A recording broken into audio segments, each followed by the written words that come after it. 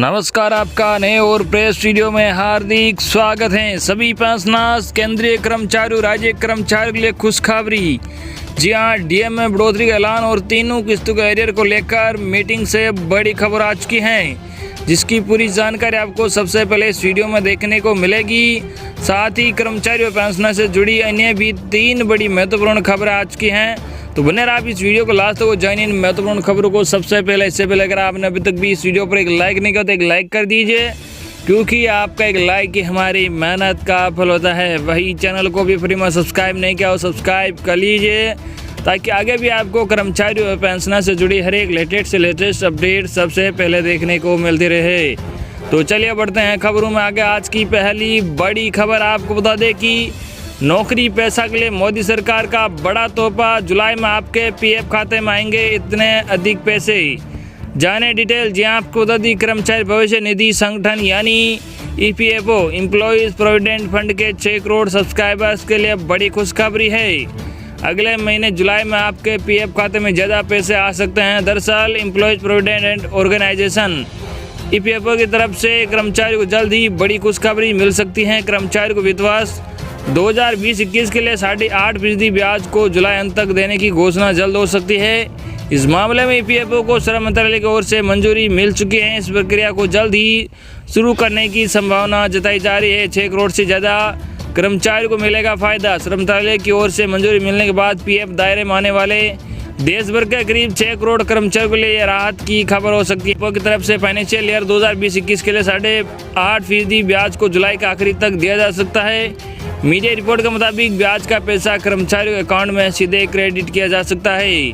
पिछले साल करना पड़ा था लंबा इंतजार। जी आपको बता दें, पिछले साल 2019 का ब्याज मिलने में कई ईपीएफओ अकाउंट होल्डर्स को 10 महीने तक का लंबा इंतजार करना पड़ा था। ईपीएफओ ने फाइनेंशियल ईयर 2020-21 के लिए ब्याज को बिना बदलाव के 8.5% पर बरकरार रखने का फैसला लिया था। इसके अलावा ईपीएफओ ने देश भर में कोरोना महामारी की दूसरी लहर के चलते अकाउंट होल्डर्स को नॉन रिफंडेबल कोविड-19 एडवांस के पैसे निकालने की मंजूरी दी थी। वही अगली बड़ी खबर आपको बता दें कि केंद्रीय कर्मचारियों के लिए खुशखबरी। 31 मार्च 2022 तक नहीं बढ़ेगी मकान खरीदने की ब्याज दर।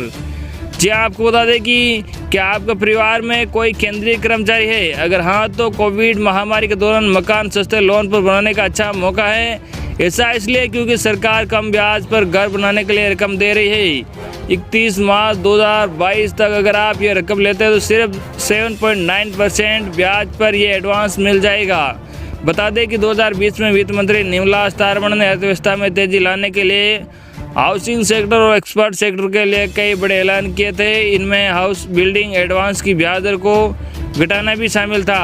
अब इसकी मियाद 31 मार्च 2022 तक बढ़ाई गई है। केंद्र और राज्य कर्मचारी दोनों ही इस एडवांस को ले सकते हैं। क्या होता है हाउस बिल्डिंग एडवांस? जी आपको बता दें, केंद्र और राज्य कर्मचारियों को सरकार हाउस बिल्डिंग एडवांस देती है। इसमें कर्मचारी खुद या अपनी पत्नी के प्लॉट पर कंस्ट्रक्शन के लिए एडवांस ले सकते हैं। एडवांस बैंक लोन रिपेमेंट के आधार पर होता है। कर्मचारियों के फंड घर खरीदने या बनाने के लिए मिलता है, लेकिन शर्त के साथ किसी सरकारी कर्मचारी को नौकरी के दौरान सिर्फ एक बार ही ये एडवांस मिलता है।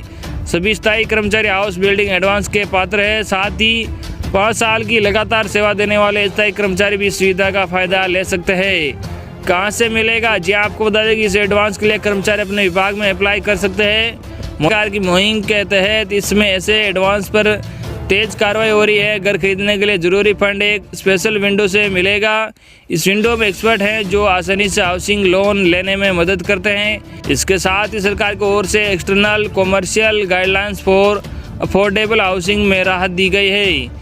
सिंपल इंटरेस्ट से जुड़ा। जी आपको बता दें कि हाउस बिल्डिंग एडवांस की खास बात यह है कि यह सिंपल इंटरेस्ट से जुड़ा है। इसमें ब्याज स्लैब के हिसाब से लगता है। स्लैब भी 50,000 से 7.5 लाख रुपए तक है। इसमें अधिकतम 7.5 लाख रुपए मिलता है। कुल मिलाकर इस एडवांस को कम ब्याज दर पर चुकाया जा सकता है। क्या है शर्तें? जी आपको बता दें 34 महीने की बेसिक पे और मकान की कीमत को देखकर ही आपके हाउस बिल्डिंग एडवांस फाइल पास होगी। साथ ही 11th क्या शर्त है? जी आपको बता दें 34 महीने की बेसिक पे और मकान की कीमत को देखकर ही आपकी हाउस बिल्डिंग एडवांस फाइल पास होगी। साथ ही लेंथ ऑफ सर्विस भी देखी जाती है।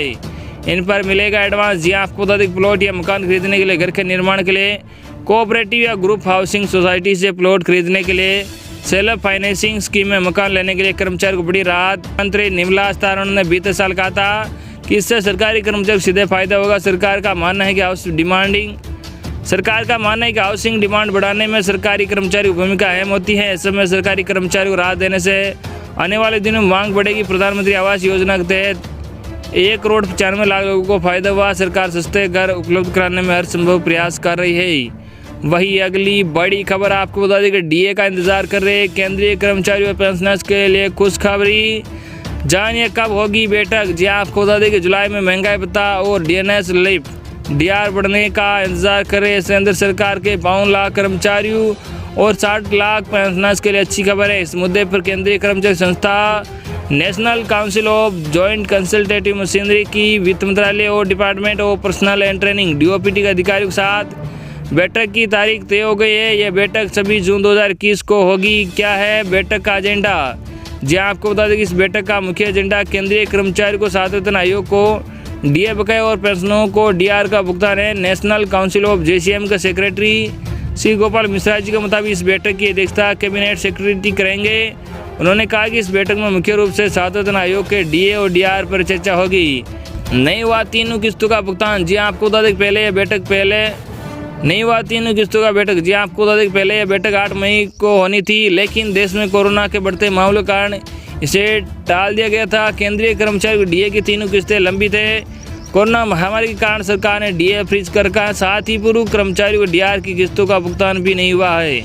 कर्मचारियों और पेंशनर्स का 1 जून 2020, 1 जुलाई 2020 और 1 जून 2021 का डीए और डीआर लंबित है। 28% हो जाएगा डीए। जी आपको बता दें कोरोना की वजह से केंद्र सरकार के कर्मचारियों और पेंशन भोगियों को 1 जनवरी 2020, 1 जुलाई 2020 और 1 जनवरी 2021 को देय महंगाई भत्ते और महंगाई राहत की 3 किस्तों पर रोक लगाई गई थी। तीनों किस्तें मिलने के बाद कुल डीए बढ़कर 28% हो जाएगा, जिसमें 1 जनवरी 2020 से 3.5%, 1 जुलाई 2020 से 4% और 1 जनवरी 2021 से 4% बढ़ोतरी शामिल है। इसमें 50 लाख से अधिक कर्मचारियों और 61 लाख से अधिक पेंशनर्स को फायदा होगा। अभी कितना मिलता है डीए? जी आपको बता दें केंद्रीय कर्मचारी फिलहाल 17% डीए मिलता है। पिछले साल केंद्रीय कैबिनेट ने सरकारी कर्मचारी के लिए डीए में बढ़ोतरी का ऐलान किया था, लेकिन कोविड की वजह से इसे स्थगित कर दिया गया था। कोविड-19 की वजह से वित्त मंत्रालय ने जून 2021 तक 50 लाख से अधिक केंद्र सरकार के कर्मचारी और 61 लाख से अधिक पेंशन भोगियों के लिए महंगे भत्ते डीए में वृद्धि पर रोक लगाने पर सहमति व्यक्त की थी। तो ये थी आपके लिए आज की सबसे लेटेस्ट और बड़ी खबरें जो हमने आप तक पहुँचाई है। आई होप कि आपको आज की लेटेस्ट खबरें पसंद आएगी। इस वीडियो पर ज़्यादा से ज़्यादा लाइक